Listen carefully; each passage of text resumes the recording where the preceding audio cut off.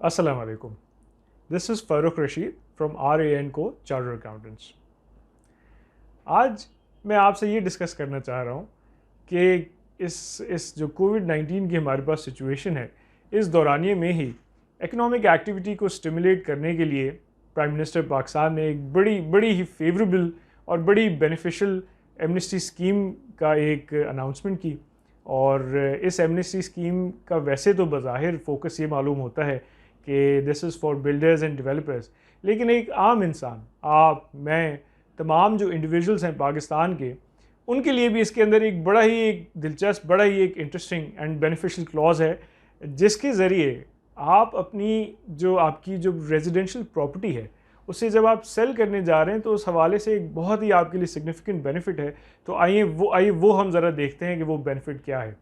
اس میں خوشخبری آپ کے لیے یہ ہے، آپ کے لیے گڈ نیوز یہ ہے کہ آپ اپنی ریزیڈینشیل پراپرٹی اگر پہلی دفعہ سیل کرنے جا رہے ہیں، سو یہ ایک اہم بات ہے کہ آپ اسے پہلی دفعہ سیل کر رہے ہیں، اور بھی کچھ اور کنڈیشنز ہیں وہ بھی ہم ذرا ڈسکس کرتے ہیں. لیکن یہ ہے کہ آپ کی اپنی ریزیڈینشیل پراپرٹی ہے اور اب آپ اسے سیل کرنے جا رہے ہیں تو اس کے اوپر جو بھی کیپٹل گین ٹیکس پہلے لگتا تھا، FBR، آپ کو بخوبی معلوم ہوگا کہ آپ اپنی پراپرٹی کو سیل کرنے جائیں تو ایک سرٹن کنڈیشنز کے اندر جو ہے وہ FBR اس کے اوپر ایک ٹیکس ریٹ اپلائی کرتا ہے، ایک کیپٹل گین ٹیکس اپلائی ہوتا ہے، جس کا منیمم پہلے اٹ واز 5% پچھلے سال تک، ابھی لیکن پوسٹ بجٹ جو ہے اسے 2.5% کر دیا گیا ہے. تو بہرحال اپنی جگہ وہ ایک ٹیکس ریٹ موجود ہے. لیکن اب یہ کہا گیا ہے اس ایمنسٹی اسکیم کے اندر، اس ایمنسٹی اسکیم میں سے خیر شاید نہیں کہنا چاہیے، ہم کہیں گے کہ چلیں یہ ایک ہماری جو ہے وہ ایک اکنامک ایکٹیویٹی کو اسٹیمولیٹ کرنے کے لیے ایک اسپیشل ایک اسکیم انٹروڈیوس کی گئی ہے. تو اس کے خاص پروویژنس کیا ہیں، کچھ کنڈیشنز ہیں وہ ہم کوئکلی دیکھ لیتے ہیں.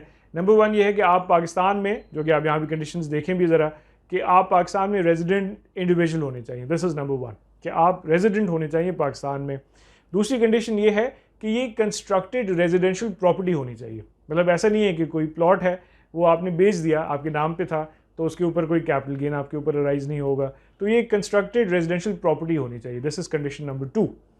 تیسری چیز کیا ہے، سرٹن ایریاز کے حوالے سے بتایا گیا ہے کہ یہ ایریا جو ہے وہ اس سے زیادہ نہیں ہونا چاہیے. جیسے اگر آپ کا کوئی کنسٹرکٹیڈ گھر ہے، کوئی ولا ہے، کوئی بنگلو ہے، تو یہ 500 اسکوائر یارڈ سے زیادہ نہیں ہونا چاہیے، نمبر 1.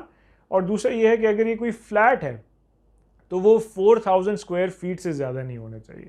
تو یہ ایریاز کے حوالے سے دو ہمارے پاس لمیٹیشنز ہو گئیں.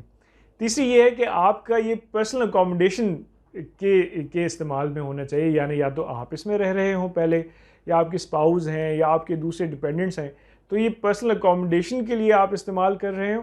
ایسا نہیں ہے کہ آپ نے گھر لے کے رینٹ پہ بہت سارے گھر آپ نے دیے ہوئے ہیں، وہ سارے آپ سیل کرنے لگے ہیں تو اب اس کے اوپر آپ کو جو ہے وہ ایگزیمپشن مل جائے گا. ایسا نہیں ہے. سو یہ ایک ہی پراپرٹی پہ آپ کو ملے گا، اور جب آپ پہلی دفعہ اسے سیل کرنے جائیں گے تو پھر آپ کو یہ ایگزیمپشن ملے گا. نو گین ٹیکس چارجڈ آن دس. اور فائنل کنڈیشن یہ ہے کہ آپ کے اس گھر کے جو ڈفرینٹ یوٹیلیٹی بلز ہوں گے، گیس کا ہوگا، بجلی کا ہوگا، لینڈ لائن کا ہوگا فار ایگزامپل، اس میں سے کم کوئی ایک یوٹیلیٹی بل ہونا چاہیے جو آپ کے نام پہ ہی ہونا چاہیے، تاکہ یہ معلوم ہو اس چیز سے کہ یہ واقعی آپ ریزیڈینشیل پرپسز کے لیے اپنے لیے ہی استعمال کر رہے تھے. اگر آپ نے یہ تمام ساری کنڈیشنز جو ہیں یہ میٹ کر لی تو اب آپ اس ایگزیمپشن کا فائدہ اٹھا سکتے ہیں، 100% فائدہ اٹھا سکتے ہیں.